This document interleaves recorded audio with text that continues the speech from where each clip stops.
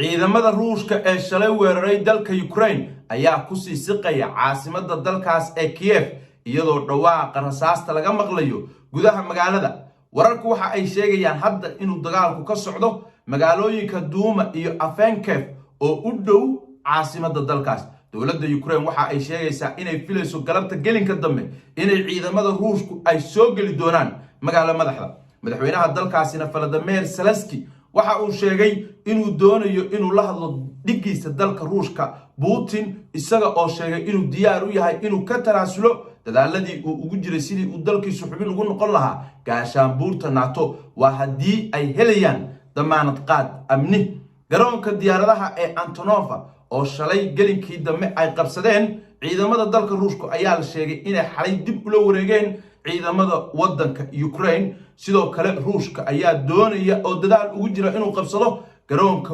caalamiga ah ee magaalada Kiev isaga oo doonaya inuu halka keeno in ka badan 10,000 oo askari kuwaas oo ah ciidamada dalaayadaha ku booda oo uu qorsheynayo inay guri u baaraan caasimadda dalka ee Kiev si ay gacanta ugu soo dhigaan xukuumadda dalkaas ee uu hogaaminayo madaxweyne Zelensky oo markaasna ay ugu saxiixaan inay isu dhiibeen Moscow iyadoo wax dagaal oo weyn uusan dalkaba ka dhicin. waa shiina culay oo doonaya inuu idinla socodsiiyo wararkii ugu dambeeyay ee duulaanka uu ku qaaday Ruushka Ukraine oo maraya maalintii labaad iyo meel xasaasiya. waxaan ka codsanayaa inaad si joogto ah ugu xirnaato channelka aan ku leeyahay YouTube iyo barteeda Facebook si aysan ku seegin markasta iyo meel kasta wararkaygu iyo inaad si share gareyso video kan oo la wadaagto Soomaalida kale. sida la socoteen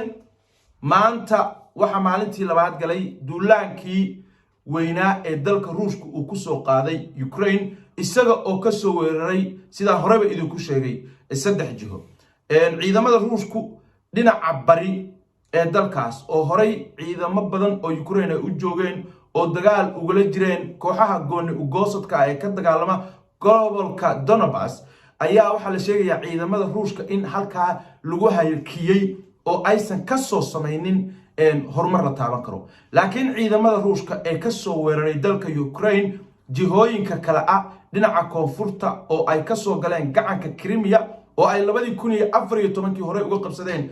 dalka Ukraine ayaa waxa la sheegayaa ciidamadaasi inay horumar weyn soo sameeyeen iyagoo dhinaca koonfureed kaga soo siqaya caasimadda dalka ee Kiev walow ay aad uga soo fog yihiin. laakiinse waxa magaalada Kiev ee caasimadda dalka Ukraine hadda hareereeyay oo khatar ku ah lana filaya inay galabta gelinka dambe soo galaan ciidamadii Ruushka ee ka soo weeraray dalka Ukraine dhinaca dalka Belarus. ciidamadaas oo soo maray isla markaana shalay gelinkii dambe la soo wareegay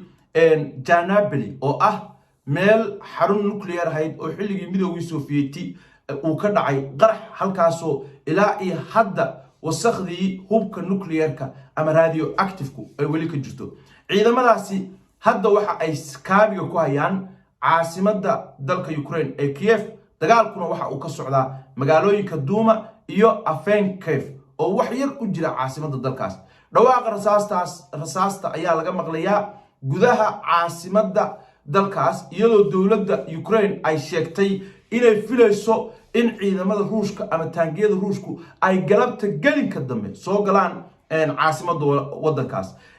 afayeen u hadlay wasaaradda arrimaha gudaha dalka Ukraine oo lagu magacaabo Antono Herashenko ayaa sheegay inay filayaan in ciidamada Ruushku ay galabta soo galaan caasimadda. waxa uu sheegay inay 4 jiho difaac kaga jiraan isla markaasna ciidamadiisu ay aad ugu qalabeysan yihiin gantaalada ee lagu burburiyo taangiyada walow dowladda Ukraine ay ku cabanayso inay ku yar yihiin lidka diyaaradaha taas oo keentay in si aan xariis lahayn oo xad dhaafa ay ciidamada cirku ay u duqeeyeen ciidamadeeda iyagoo isticmaalaya gantaalada cruise-ka ee diyaaradaha laga soo gano kuwa ballistiga ah ee Iskander ee dhulka laga gano oo Mareykanku uu sheegayo ilaa iyo shalay in uu Ruushku ku duqeeyay guud ahaan dalka Ukraine in ka badan 200 oo gantaal. waxa sirdoonka Mareykanku ay sheegayaan in Ruushku uu doonayo inuu qabsado maanta garoonka caalamiga ah ee magaalada Kiev kadib waxa uu qorsheynayaa Ruushku inuu halka keeno in ka badan 10,000 oo askari kuwaasoo ah ciidamada dalaayadaha ku booda ee airborne loo yaqaano ciidamadaas Mareykanku waxa ay sheegeen inuu doonayo Ruushku inay gudaha u galaan caasimadda dalkaas isla markaana ay soo qabtaan dawladda waddankaas ee uu hogaamiyo madaxweyne Volodymyr Zelensky ka bacdina ay dawladda ku khasbi doonaan inay Moscow la galaan oo u saxiixaan heshiiskaas oo ay xukunka ugu wareejin doonaan Moscow dawladda Ruushka oo iyadu horay waddanka u haysan jirtay laakiin 1991 markii uu burburay midowgii Sovieti ay Ukraine dal madax bannaan ka noqotay ama dawlad kale oo gacan ku rumisa regime ah oo maxaa ku raadayay iyadu toos uga amar qaadata Moscow waxa ay sheegayaan sirdoonka Ruushku Mareykanku inay arintaas ay marag u tahay ciidamada Ruushka oo shalay gelinkii hore soo weeraray garoonka Antonov garoonkaas oo saaran isaga laftigiisu magaalada Kiev halkaas oo ciidamada Ruushku qabsadeen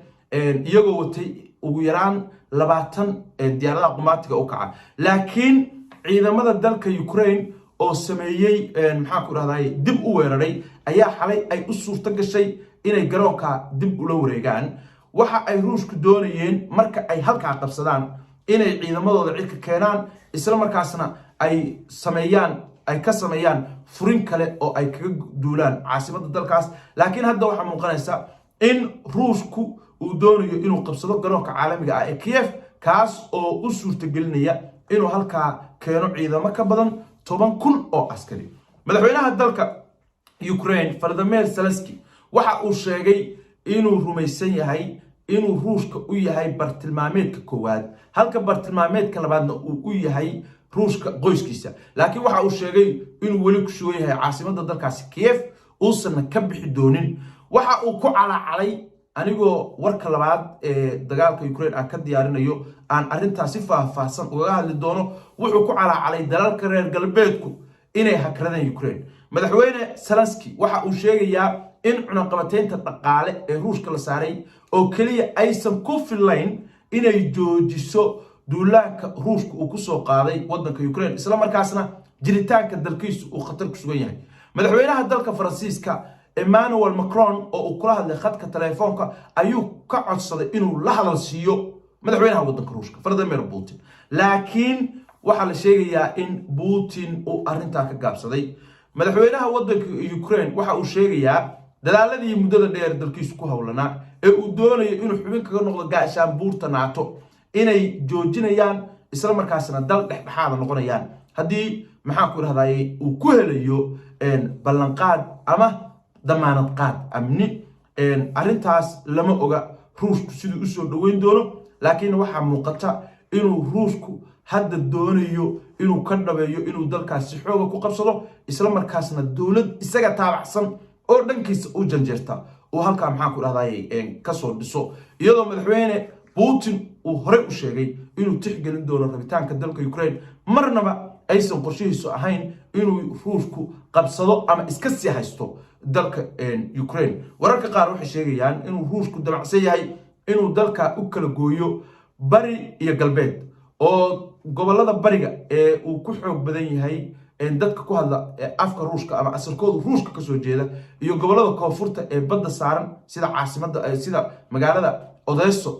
caasimadda waa gobolka Odessa oo kale in uu doonayo inuu halkaana dawlad kale ka dhiso ama uu isagu sidii uu gacanka Crimea hore Ukraine ugala wareegay uu isagu ula wareego oo dalkiisa ku darsado halka gobolada galbeedka ay ku badan yihiin dadka Ukrainiyiinta ah sida magaalada Lviv la dhaho ee hore midowgii Sovieti uu uga qabsaday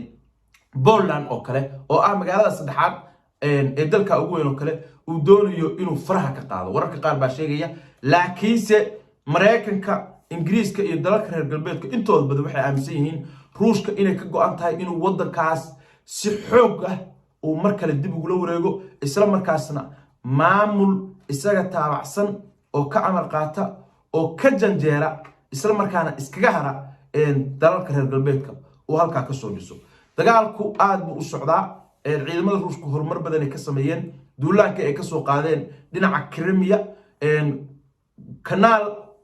waraabin jiray jasiiradda Crimea ama gacanka Crimea ee hore Ruushku uga qabsaday wadanka Ukraine balse 2014 Ukraine ay ka xirtay iyadoo Ruushku uusan maxaa ku raahday biyo ka heli jirin dhinaca Ukraine kanaalka xataa Ruushku dib u furtay maantana dadka ku nool Crimea halkaas ay biyaha ka cabayaan oo biyo uga imanayaan marka dhinaca horumar badan oo ka sameeyay laakiin waxa la leeyahay ciidamada Ruushka waxa iska caabin xoog ay kala kulmeen dhinaca bariga arintaas waa la filayay la yaab male bacdama ciidamada wadanka Ukraine ay 8 sano ay ugu dhameysay ay halka difaac kaga jireen oo kula dagaalamayeen xoogaga uu Ruushku taageero Donbas gobolka la yiraahdo Donetsk iyo Luhansk maxaa ku raahday horay ugu sugnaa oo u haystay waa labada jamhuuriyadood ee uu Ruushku aqoonsaday ee uu hadda marmarsiya uga dhiganayo inuu ugu soo duulay Ukraine si uu uga difaaco maxaa ku raahday dawladda wadanka oo qorsheynaysa iyadu sidoo leeyahay inay xoog dib ugu qabsato isla markaasna dadka halka ku nool ee Ruushka u badan ay xasuuqdo dagaalkaasi waa mid qaraar dagaalka Ukraine ka socda Ukraine marnaba iska caabin karto Ruushka oo aad dalka labaad ee adduunka ugu awood badan isla markaasna dalalka reer galbeedka ee taageersanaa wadanka Ukraine ee sheegayay inay gacan siin doonaan waxa muuqanaysa inay hadda dhabarka u jeediyeen ama ay dusha ka daawanayaan madaxweynaha wadankaasi waxa uu ilaahay hadda leeyahay 137 askari ayaa dagaalka nooga dhintay halka 316 askari ay nooga dhaawacmeen Ruushku ilaahay hadda ma sheegin wax khasaare ah ciidamada difaaca hawada ee Ukraine waxa ay ku guuleysteen xalay inay soo ridaan diyaarad ay leeyihiin Ruushka oo duqeynaysa caasimadda dalkaas ee Kiev walow burburkeedii ay ku soo dhacday goobaha ay degan yihiin maxaa ku raahday bulshadu halkaas oo ay khasaare ka geysatay waa shiino culay oo saacad maalin idin la socodsiin doona wararkii ugu dambeeyay ee duulaanka Ruushka uu ku qaaday Ukraine waxa ka codsanayaa inaad si joogto ah ugu xiraatid channelkayga YouTube iyo barteeda Facebook tan iyo intaan warka xiga saacado ka bacdi ku kulmi doono waxa idinku dhaafaya nabad diino